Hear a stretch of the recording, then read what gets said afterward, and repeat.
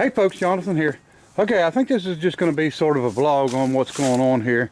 I just haven't had time to video while I've been working. So, gearbox. Had to take it out again. This is a gearbox, and it's not just a 90 degree. It's 90 degrees both ways.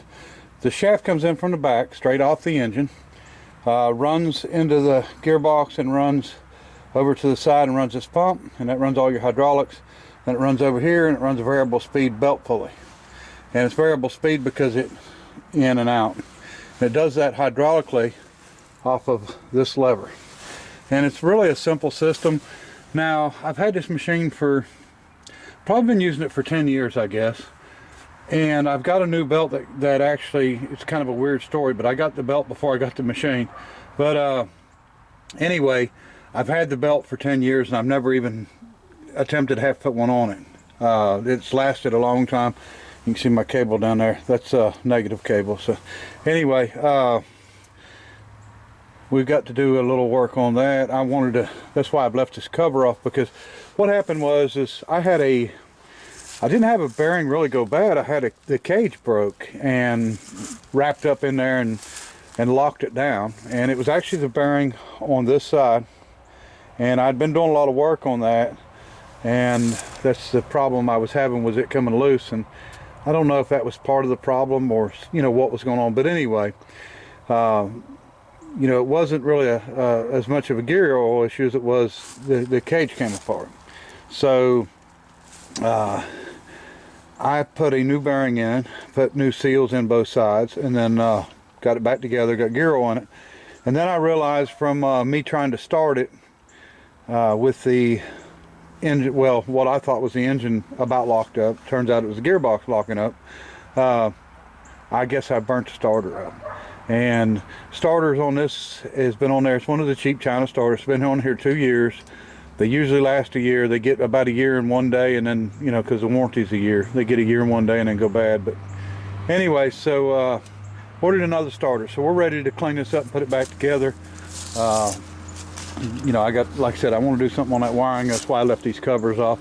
And I want to do the starter. Okay, what I was wanting to show you. Okay, so bearing wise, I had a parts manual for this thing, I think, and I don't know where it's at. I know I've got it packed away somewhere, so I haven't been able to get it out and use it. So what I've done was pull the bearing out, of course, and just get the numbers off the bearing. And one of the seals, I was able to do that on. The other seal I had to measure because it was rusty. So I actually ordered a bearing for it, and here's my box. New old stock Timken bearing from eBay. And I just wanted to show you something that I didn't realize, because I haven't been in the machine work enough, I guess, but I matched up part numbers, bought this bearing for $5.30, and when I got it, it wasn't one bearing, it was two bearings.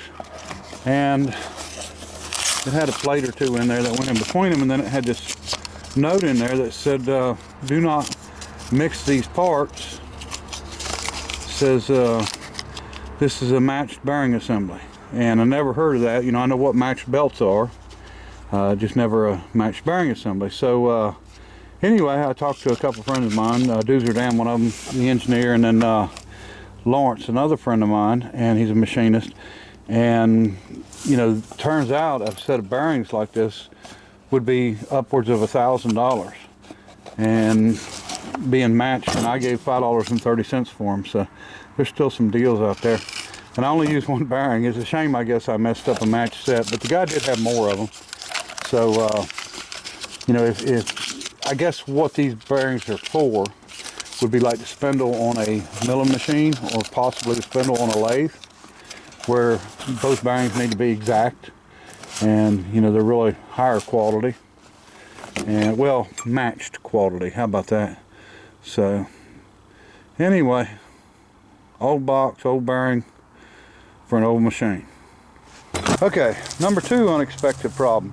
See, that's the thing with especially the wrecker business here. I've been working hard to get trucks ready and get them fixed, and get forklifts together and get them fixed. And then you still have to do all the things that come up in between. This is out of my international rollback. I changed this transmission out yesterday, And this is a day, you know, well, less than a day job, used to be. I used to be able to take this transmission out, put a clutch press plate throttle bearing in, and have it back in, you know, 3 to 4 hours.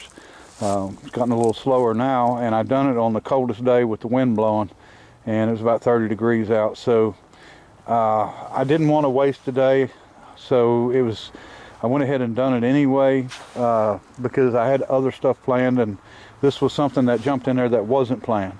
And so I just went ahead and done it on a day that I probably should have been in the house. But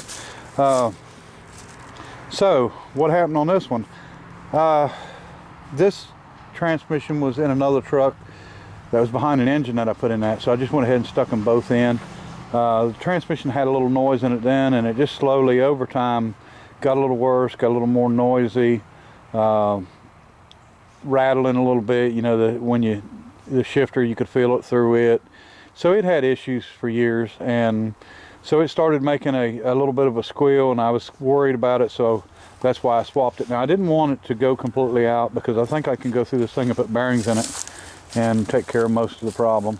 And because I've got 2 trucks that run the same transmission, so it's nice to have an extra, and now I've used my extra, so I don't have one. So we'll get to work on that sometime. See if we can order some parts and bearings for it. All right. Okay, another thing I've been working on is this 4-door rollback. Finally went back to the dual leveling valves, and the video coming out on that's going to explain all that later. But I've done that. I've got a hydraulic leak on a hose I've got to fix, and of course it's the long hose that goes from the control valves around the back and then back up all the way to the winch. Of course, it wasn't going to be an easy one. And I've got a couple other little tiny things to do. Work on the horn. I put an air horn on it. I just got to put a horn button on it, and I got to replace these 3 DOT lights. Once you get over a certain width, by law, you're supposed to have 3 DOT lights here. Now, the one that was on it was smashed, so I took it off and put another one, or I bought another one, so I just need to get it on now. So anyway, everything else is pretty much good to go on here. 6 new tires, and hopefully we can actually start using this thing regular instead of just every great once in a while. I built a light for it. I bought a bunch of them at surplus auction for the state, and I built them. There's 2 pieces here that originally only had 1 piece, so I cut them, and I widthened the whole thing out, make them wider, add them in, and then I put strobes in all of them, because some of them have strobes on the outside, and they have rotators on the inside, and the others are opposite, so I use strobes all the way through, rewire them. All right, so this truck's almost done. All right, folks, let's do a Perkins cold start, not first start, but cold start. Engine's completely cold. I have not started it. Got down to 32 last night. It's a little warmer than that now. I don't think it might hit 40 by now, but it's a little chilly, and we've got no help. In other words, there's no glow plugs, no manifold heater. I think it had a sort of a manifold heater, but it's not hooked up. And of course no ether, because I don't like ether.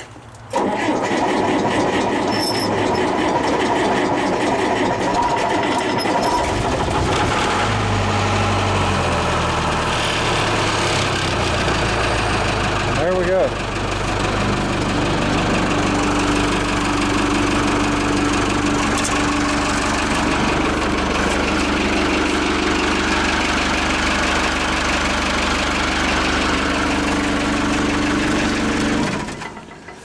Tell you what, it might not be American made, but you gotta love a Perkins for sure. All right, folks, good thing about having the other forklift, I was able to bring this up to the concrete and then pick the back of it up. I wanted to get it off the ground so I could make sure that all our steering is going to clear and everything on the actual engine. So we've got to go over a little bit. I had it over, but when we moved it, I think it slid back. But as you can see, we've got an arm right there that is hitting the oil pan, barely. Now, the engine is offset. I think I've mentioned that before. You can see where this hole is compared to here, and you can see where that hole is compared to there. It's a lot closer.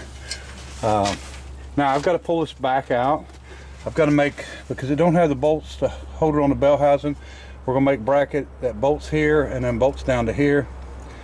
and then we can just leave these on if it ever gets changed back. When we put it back in, we'll have the drive shaft on. We're going to have the clutch brush plate and everything in it. I've got them out, but I've got everything, I think, right to where I don't have to do any fabricating. No machine work. I think it's all going to bolt together. So anyway, I think we're going to get this thing back out. Go ahead and get everything hooked up like it should be, because we know it's going to work. It's going to be really touchy on this end, and I'll show you. I got everything sitting on it where I've moved it up here. We don't have a lot of room. The radiator actually mounted here, so as you can see from here to there, I mean, it'll hit the water pump. So we're gonna have to do some changing on that. Also, we're gonna be running this shaft, and I think it's stuck, but we'll have to get it unstuck. We'll be running that shaft off of that lower pulley. And as you can see, it's a pretty good shot to right here. So these will come out and our pump will get mounted in here. And that'll give us a good room. Now these are steel and they're actually inside of the cast. So we should be able to cut them off and weld to them and actually make our bracket off of them. And I think I'm going to run a separate pump. We're going to run a big pump here and then for the lift, and then I'm going to run a separate pump on the engine itself for the power steering. As far as I know, unless I come up with a double pump. I've actually got a single pump that was made for a mower, lifting and lowering the big gang reels on them Jacobson lawnmowers. That was a belt driven, and that might be enough to handle it. I think most GM power steering pumps, don't quote me on this, but I think they're about 12 gallons a minute, so they may work. One of them may be just fine. This has just got a power assist cylinder, which is right here. So I don't think it'll take a whole lot. And like I said, I just got to clear that little bump out on that oil pan.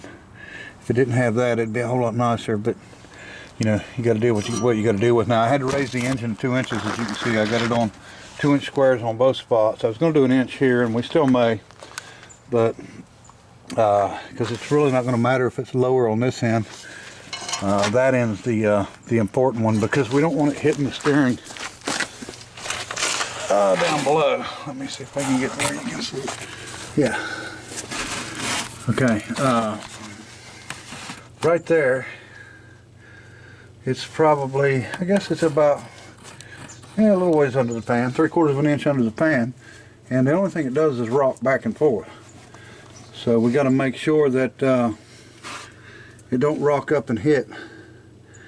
That's our important part there. And then that's why I've actually got this jacked up, or one of the reasons. And then we'll go from there.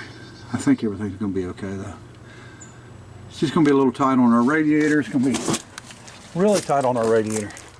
And I don't know. I think the hood may have to have a cow induction hood scoop on it to clear stuff, but like I said, once it's all done and it's done right and you don't have to worry about it, you know, it's well worth it in the long run to make something fit like this. So that's what we're going to do. Okay folks, a couple things about this Payne engine.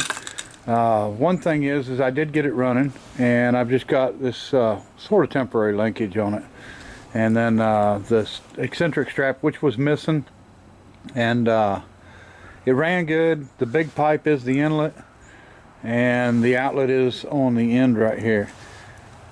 So after doing a lot of research on this, and the reason I even was doing research or looking for information on this particular engine is because of where it came from. There was an auction up in Ohio, and there was some stuff that came from Henry Ford Museum, and this engine was in with that stuff, and I sort of thought there was something maybe a little special about this engine, because what I researched and found is that Thomas Edison used a Payne engine in the really early days of working with the DC electricity. Well, the guy that bought this engine actually up there bought a big, or a square style Edison generator, which would have been period correct, you know, for this engine. I'm guessing and figuring. So, you know, and like I said, there was other stuff there that we knew came from the Henry Ford Museum. There was a portable steam engine, some other stuff. So, you know, there was always that chance that this one did too. You know, possible, not probable, but possible. So anyway, I started doing research, you know, looking for, you know, any information I could find. And I found a site that had old pictures from the Henry Ford Museum and vintage Henry Ford Museum pictures. And I actually found a picture of this engine. And the reason I'm saying it's this engine is because the pipe is exactly the same. And when we got the engine, it was in that same angled location. And it's missing the valve gear, even in the picture. Now, it looks a lot better than it does here. The black paint on it. Now, you can see there is black paint on this one. This was supposed to have been that picture in the early 80s, and this engine was sold at auction with a bunch of other stuff, possibly even the engine that Jay Leno has, the 1880 or 1832 Beam engine.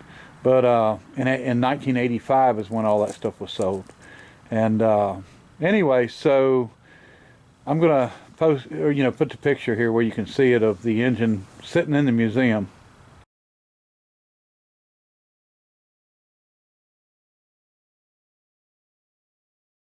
Okay, so now I've emailed over the museum to try to find out what that plaque said on it.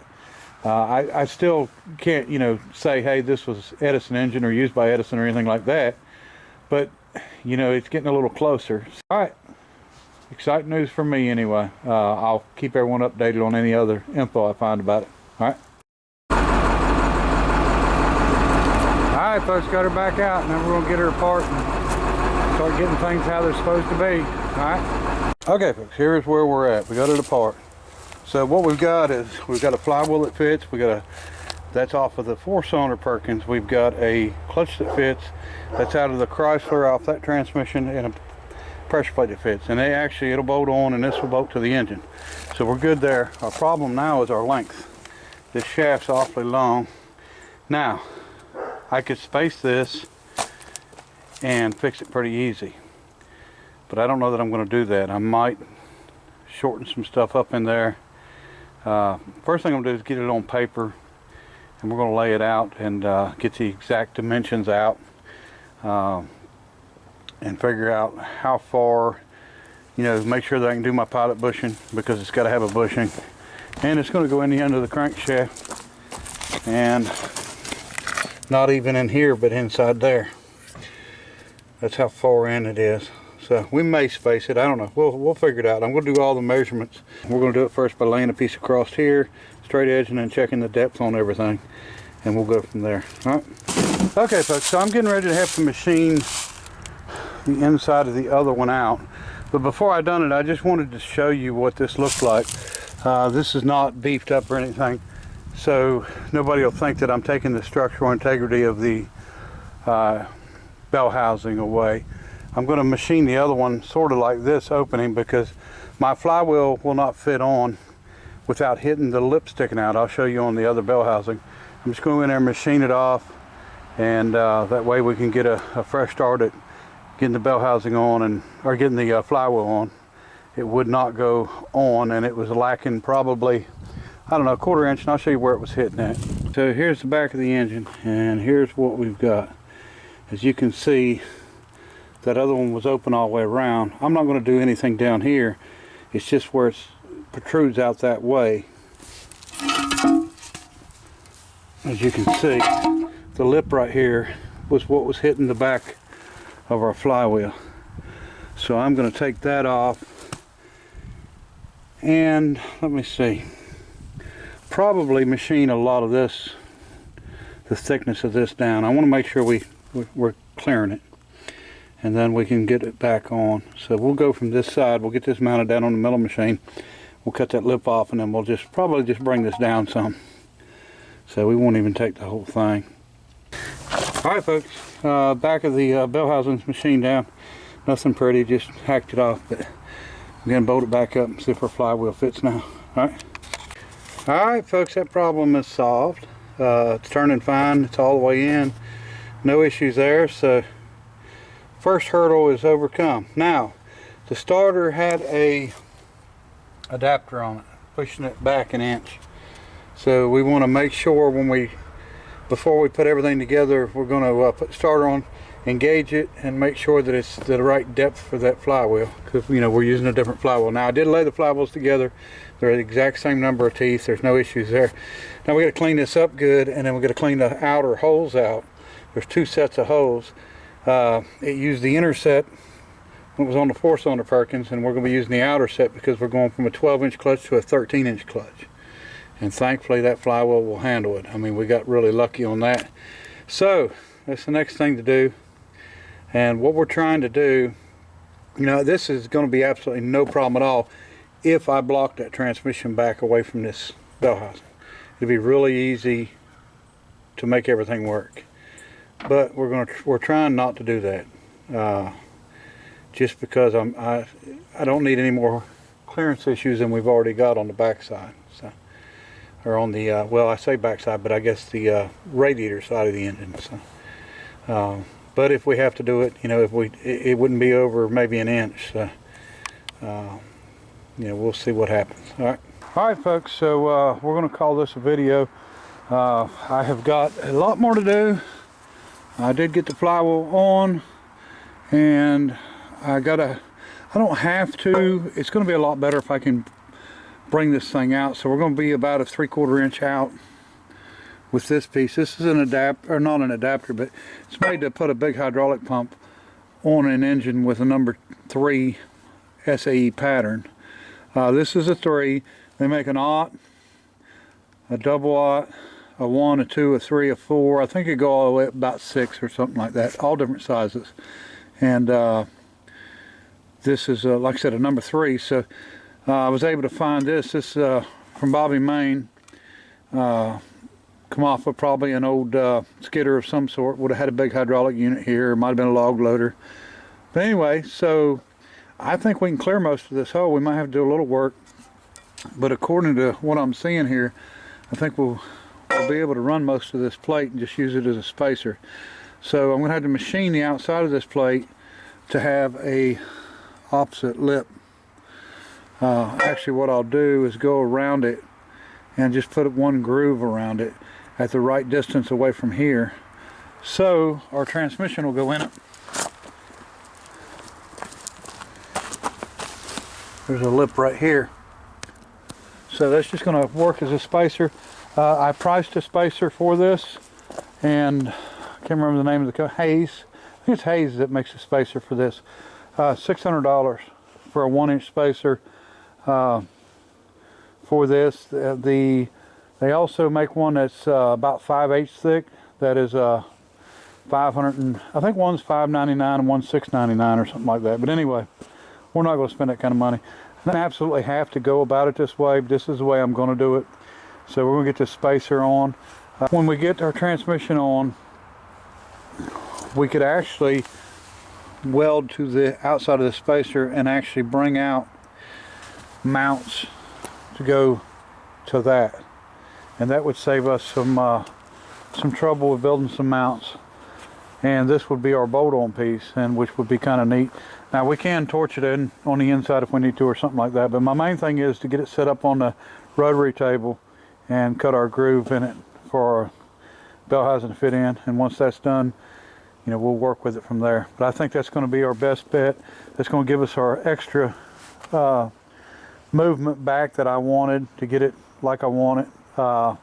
It kind of, I don't like the fact that we are losing 3/4 of an inch in the front, but we'll have to live with it. Appreciate everybody watching, and until next time, bye.